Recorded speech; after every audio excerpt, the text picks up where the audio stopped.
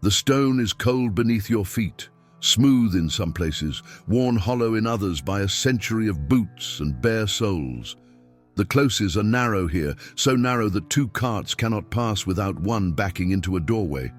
Above, the tenements rise 6, 7, sometimes 10 stories into the grey Scottish sky, their dark windows stacked like the cells of a hive. Somewhere high above, a woman shouts in Scots, her voice echoing down the stone corridor. A reply comes from below. Laughter. The clatter of a shutter closing. This is Edinburgh in the early 18th century, a city of stone and smoke, of scholars and beggars, of ancient privilege and new ideas. It stands on a spine of volcanic rock, stretched between a medieval castle at one end and a ruined abbey at the other. Between these two poles, humanity presses itself into every available space. The high street runs like a backbone through the old town, and from it, the wynds and closes branch off like ribs. These narrow passageways descend steeply on either side, tumbling down toward the valley floors where the North Loch festers on one side and the Cowgate runs dark and crowded on the other. In these vertical streets, the city lives in layers. The wealthy occupy the middle floors, the comfortable height where air is freshest and access easiest. Below them, the poor crowd into damp cellars and ground-floor chambers. Above, in the attic rooms beneath the slate, students and clerks and seamstresses make their homes in spaces so low a tall man cannot stand upright. It is early morning now, just past dawn, and the city is waking. A caddy, one of the street porters who know every close and every resident, hurries past with a message clutched in his hand. His feet know these stones better than his own face. He does not need to look where he steps. Behind him, a fishwife climbs from the direction of Leith, her creel heavy with haddock and oysters. She will sell them from a stance near the kirk, calling out her wares in a voice that carries over the rumble of cartwheels and the ring of hammers from the smithies. The smell is ever present. Human waste, emptied from windows at night with the traditional warning cry of Gardy Loo, mingles with wood smoke, fish, brewing ale, and the earthy smell of horses. In the winds, the stench can be overwhelming, especially in summer, but this is winter, and the cold dulls the worst of it. Frost silvers the edges of the stone, breath mists in the air. A wigmaker's apprentice sweeps the threshold of his master's shop. The door is painted dark green, peeling slightly at the edges. Inside, rows of wigs sit on wooden forms, powdered white and curled in the French fashion. The apprentice is 13, bound to his master for 7 years. He sleeps in the back room on a straw mattress, rising before dawn to prepare the shop. His hands are chapped from cold water and lye. He does not complain. This is opportunity. This is a trade. Across the close, a woman appears in a doorway, a shawl wrapped tight around her shoulders. She empties a basin of dirty water into the gutter, the liquid splashing over the cobbles and running downhill in a thin, dark stream. She glances up at the sky, gauging the weather. Her husband is a journeyman cordwainer, a shoemaker, and he has been out of work for 3 weeks. There is meal in the kist, enough for another week if they are careful. After that, she does not know. The kirk bells ring the hour. All across the city, people pause, counting the strokes. Time here is measured by bells and by light, by the rhythms of work and worship. Sunday is the Lord's Day, and attendance at service is not optional. The ministers preach long sermons, sometimes 2 hours or more, their voices rising and falling in the cold stone interiors of the churches. The congregations sit on hard benches, wrapped in plaids and cloaks, enduring. Afterward, the taverns fill. Education is a matter of pride in this city. Even the children of tradesmen learn to read, often from the kirk school or from a wandering schoolmaster who rents a room and teaches for pennies. Latin is the language of learning, and boys with aptitude are pushed toward the university. The University of Edinburgh is a collection of buildings around the old college, a place of drafty lecture halls and cramped libraries. Professors lecture in Latin on natural philosophy, medicine, law, divinity. Students copy notes by candlelight, their fingers stiff with cold. But for every student, there are a dozen who will never see the inside of a lecture hall. Girls are taught domestic skills, though some learn to read and cipher. The daughters of merchants might be taught French, dancing, the playing of a spinet. The daughters of labourers learn to card wool, to spin, to mend, to cook oats into porridge and kale into broth. In the lawn market, the markets are opening. Stalls appear as if by magic, boards laid across trestles, goods spread out for inspection. Butter in wooden firkins, cheese wrapped in cloth, eggs nested in straw, onions and turnips and cabbages, their leaves dark green and frost-touched. A woman haggles over the price of a chicken, live and indignant, its legs tied with twine. The seller is unmoved. The price is the price. The woman walks away. She will return. Nearby, a bookbinder displays his work. The leather covers tooled with intricate designs.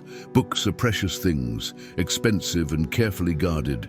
A Bible might be the only book a family owns, passed down through generations, its pages soft with handling. But there are other books too, appearing more frequently now: pamphlets, broadsheets, political tracts, religious arguments. The ideas of the age are restless, and they circulate in print, passed hand to hand, read aloud in taverns and coffee houses. The coffee houses are new, and they are everywhere.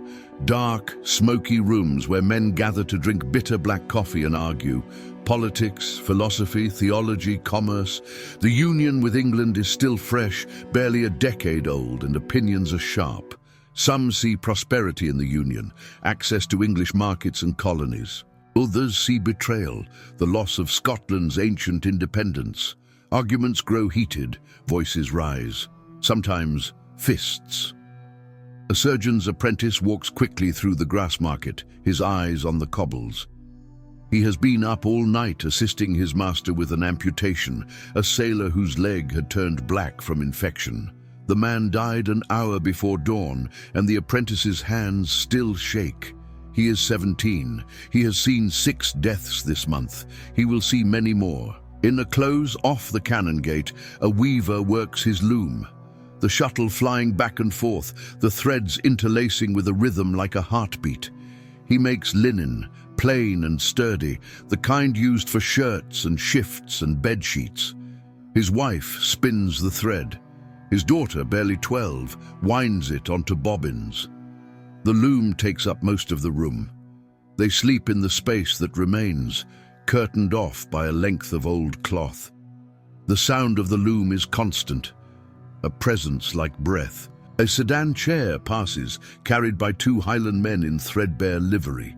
Inside, hidden behind curtains, a lady of quality travels from her lodging to a morning visit. The chairmen's feet are silent on the stones, their breathing steady. They are strong men, but the work is brutal. A day of carrying the wealthy up and down the steep streets leaves shoulders bruised and legs trembling. They are paid by the fare, and they wait in the cold for hours between hires. The Highlands are a presence here, though distant.